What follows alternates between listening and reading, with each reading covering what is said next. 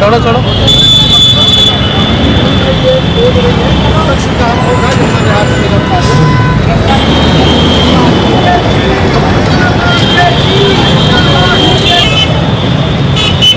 भारत माता के, भारत माता के, भारत माता के, भारत माता के।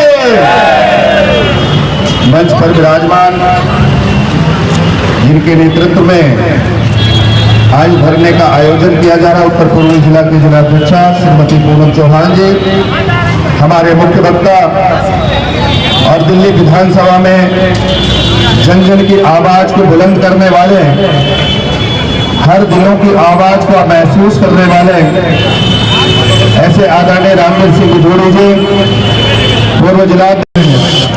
कांग्रेस का हाथ, कांग्रेस का हाथ बहुत ही मजबूती के साथ अपनी उपस्थिति दर्ज करें। कांग्रेस सरकार हाय हाय,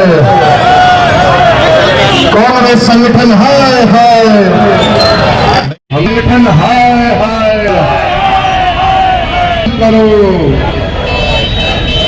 कांग्रेस शर्म करो, अरे कांग्रेस तुम मरो। फिर से कहूंगा, कांग्रेस का हाथ आए हुए। देखिए, दिल्ली प्रदेश भारतीय जनता पार्टी की ओर से 2 दिन पहले भी कांग्रेस मुख्यालय पर जोरदार प्रदर्शन किया गया और राज्यसभा के मेंबर साहू को राज्यसभा से निकाला जाए, कांग्रेस पार्टी से उनको निष्कासित किया जाए। राहुल गांधी और सोनिया गांधी इस मामले में पूरी तरह से मौन धारण किए हुए हैं। भारतीय जनता पार्टी कार्यकर्ताओं ने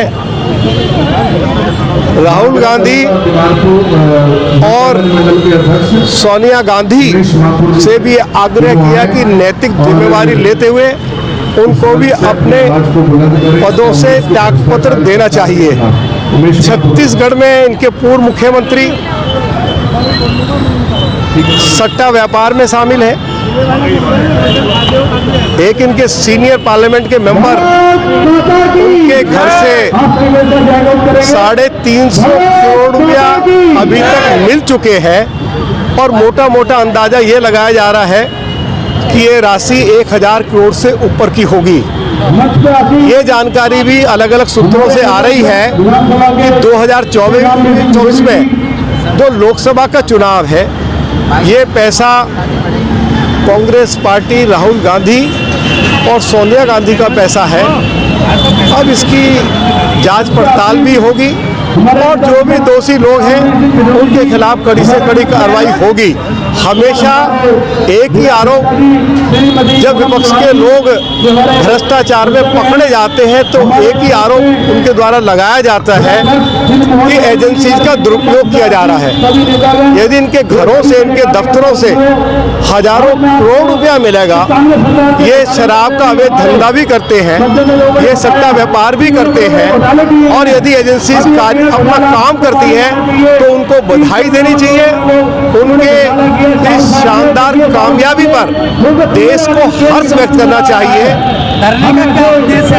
धरने का क्या उद्देश्य है? जी, बीजेपी की क्या मांगे कांग्रेस सांसद को लेकर?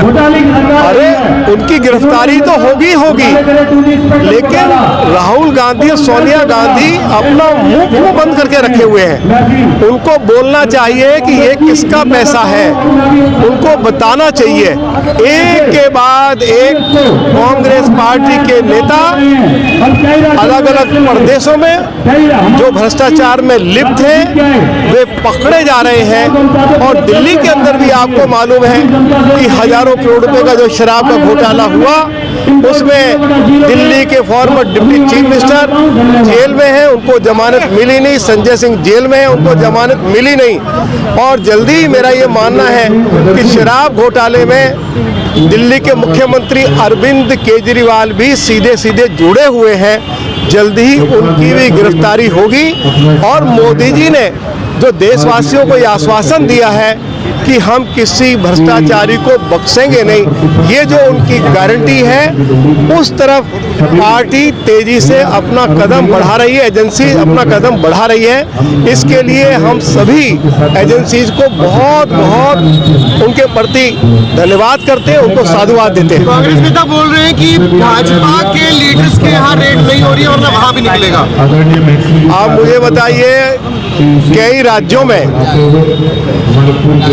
अपोजिशन की सरकारें हैं, कहीं कांग्रेस की सरकार है। अगर हमारा किसी राज्य में कोई नेता भ्रष्टाचार में लिप्त है तो किसने रोका है कार्रवाई करने से? ईडी।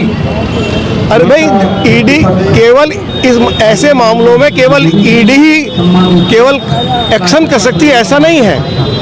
हर स्टेट में एंटी करप्शन ब्रांच है, तो एंटी करप्शन ब्रांच अगर कोई भाजपा के कार्यकर्ता के खिलाफ भ्रष्टाचार की शिकायत अगर मिलती है तो एंटी करप्शन ब्रांच जो राज्य की है वो एक्शन कर सकती है।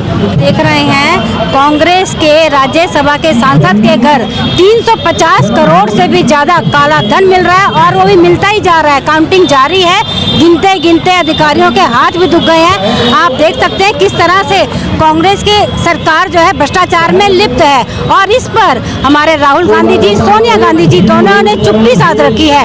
तो भ्रष्टाचार की गारंटी है केजरीवाल सरकार, जहाँ एक और विकास की गारंटी मोदी सरकार है, उसी की दूसरी तरफ भ्रष्टाचारियों की सरकार, भ्रष्टाचारियों की गारंटी कांग्रेस सरकार है।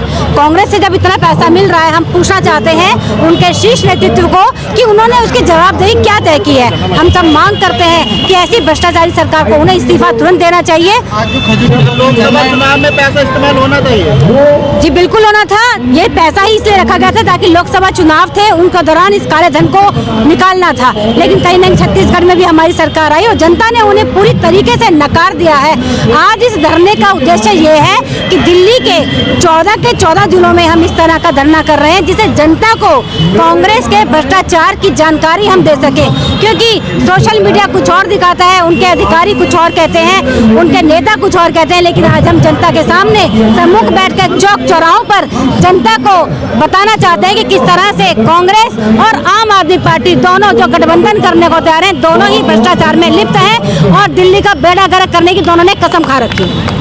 देखिए, मैं जब देश के यशस्वी प्रधानमंत्री जी 2014 में ये बात कहते थे कि कांग्रेस मुक्त भारत बनाना है, तो हमें लगता था कि आखिर कांग्रेस मुक्त भारत की बात क्यों कर रहे हैं, हमें तो भ्रष्टाचार की बात करना चाहिए। लेकिन धीरे धीरे घोटालों का सिलसिला इतना ज्यादा हुआ और करंट में देखें कि जिस तरह छत्तीसगढ़ में एक साउथ सांसद जी के यहाँ पर लगभग 500 करोड़ तक की तो अभी तक गणना हो चुकी है और अभी निरंतर चल रही है। तो इससे अंदाजा किया जा सकता है कि जिस पार्टी का एक सांसद के यहाँ हजारों करोड़ रुपए की चल अचल संपत्ति का नंबर 2 में व्यवस्था की गई हो, तो इसीलिए कांग्रेस मुक्त भारत की बात प्रधानमंत्री जी करते थे।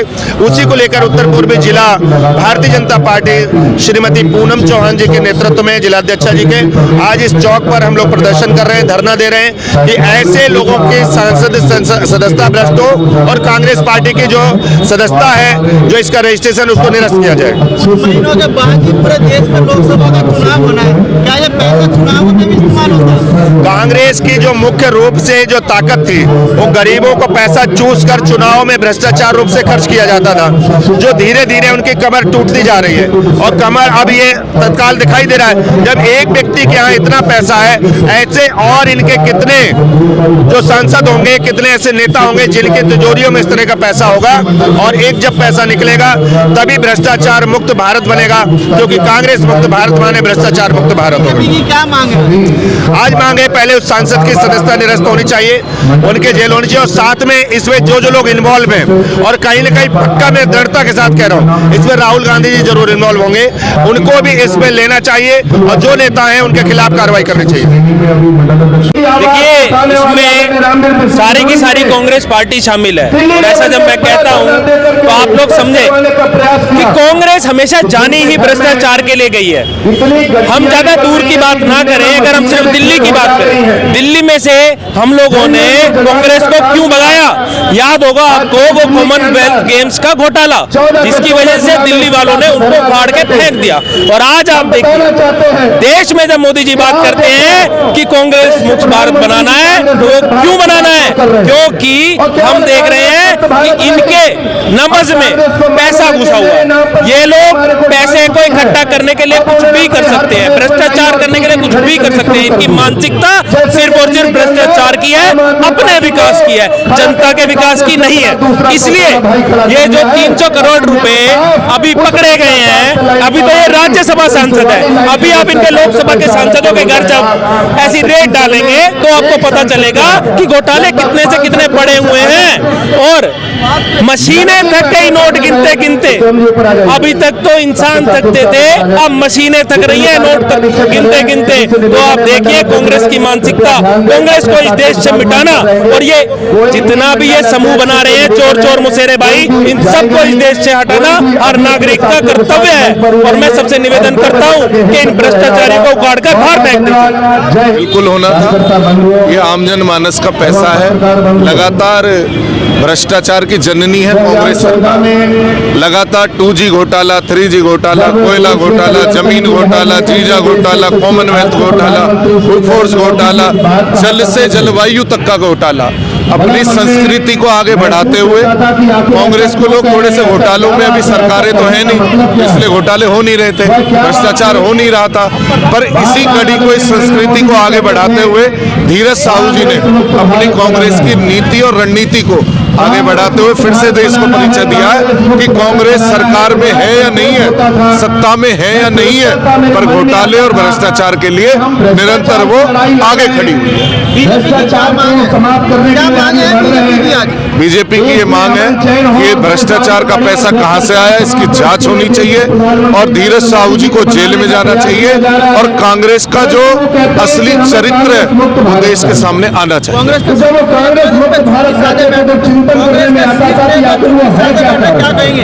शीर्ष नेतृत्व चुप्पी साधेगा।